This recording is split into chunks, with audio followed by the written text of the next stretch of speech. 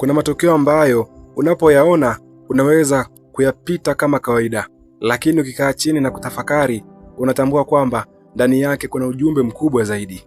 Leo tumekutana sehemu ya makambi haya na tumeshuhudia nyuso mbalimbali, vipaji mbalimbali, nyimbo, watoto, vijana na programu ambazo zimeifanya siku hii kuwa ya kipekee. Karibu katika Lubundazi Insight kutoka kwenye makambi haya. Hapa hatutaki tu kuonyesha kilichotokea, tunataka pia kusimulia na kukufanya kutafakari na kukuonyesha upande mwingine wa matukio haya.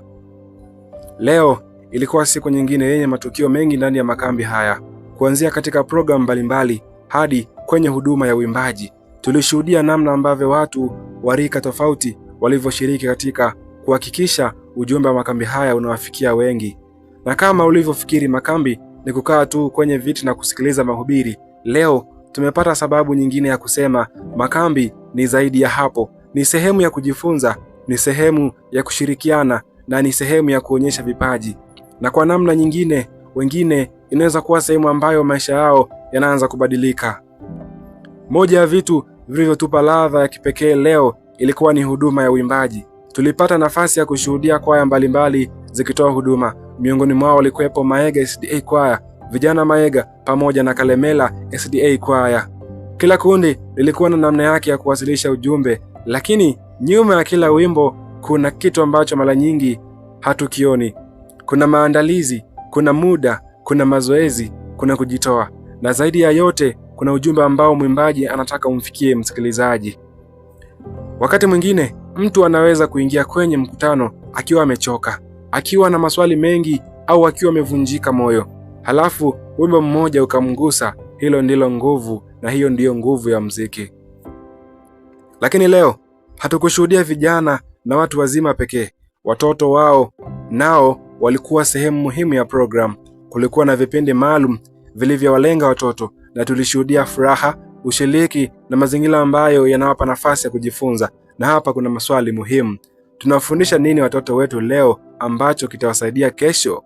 Kwa sababu mtoto tunayemwona leo akicheza na kujifunza, kesho anaweza kuwa kiongozi, anaweza kuwa mzazi, anaweza kuwa mwalimu, anaweza kuwa mhubiri, anaweza kuwa mfanyabiashara, au anaweza kuwa mtu ambaye atabadilisha jamii yake.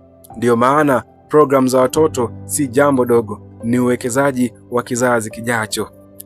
Na utii.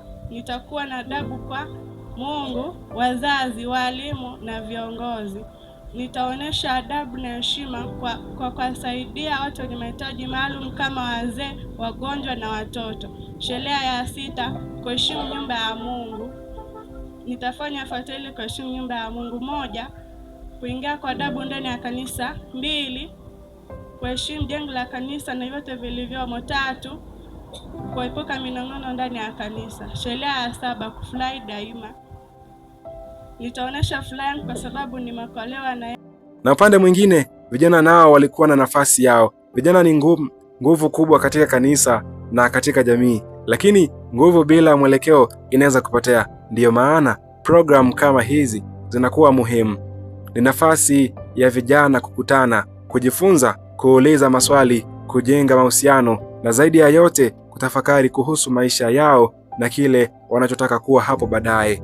Kwa sababu kijana wa leo ndiye mtu mzima wa kesho. Swali ni, kesho huyu kijana anakuwa mtu wa aina gani?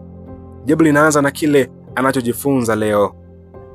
Lakini kama umefikiri tumesha rekodi kila kitu, bado kuna mengi mbele, kwa sababu Lubundazi Insight haipo hapa kwa ajili ya kukuonyesha tukio moja tu.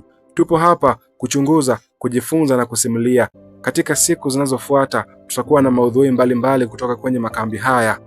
Tutakutana na watu mbalimbali, tutawauliza maswali, tutawasikiliza, tutajifunza uzoefu wao, tutajua wamejifunza nini kupitia makambi haya, na pengine utasikia simulizi ya mtu mmoja ambayo itakufanya ujiulize, je, mimi nimejifunza nini katika safari yangu?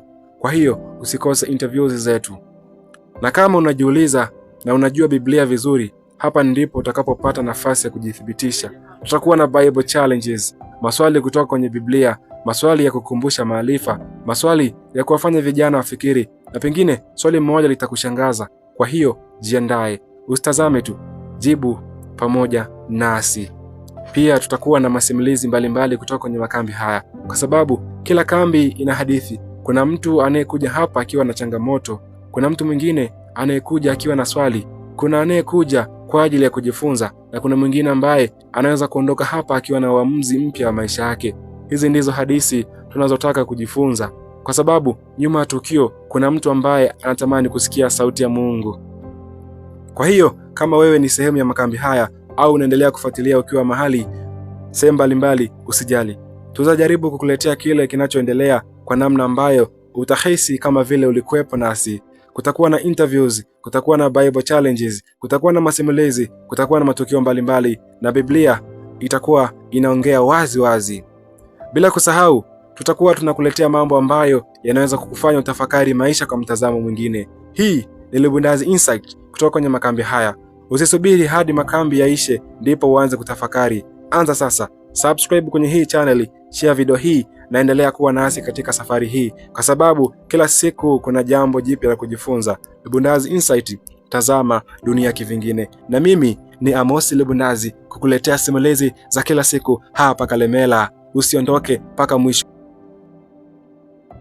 Mwanzo kutoka Mambo ya Walawi, Hesabu, Kumbukumbu la Torati, Yoshua, Waamuzi, Rutu, Samweli, Wafalme, Mambo ya Nyakati. Leo ni Jumamosi na kama unavyoshuhudia tumemaliza vipindi vyetu vya leo, na nikwambie tu endelea kufuatilia matangazo yetu hapa Lubundazi Insight, kwa sababu kila siku tutakuwa tunaweka video na simulizi mbalimbali pamoja na interview, lakini pia pamoja na simulizi za watu mbalimbali wakishuhudia magumu au mambo ambayo watu wamewafanyia. Kuanzia kesho tutakuwa na interviews pamoja na challenge kutoka kwenye Biblia. Nikwambie tu usikose. Utakuwa nami Amos Lubundazi kufanikisha matangazo haya. Watazama dunia kivingine.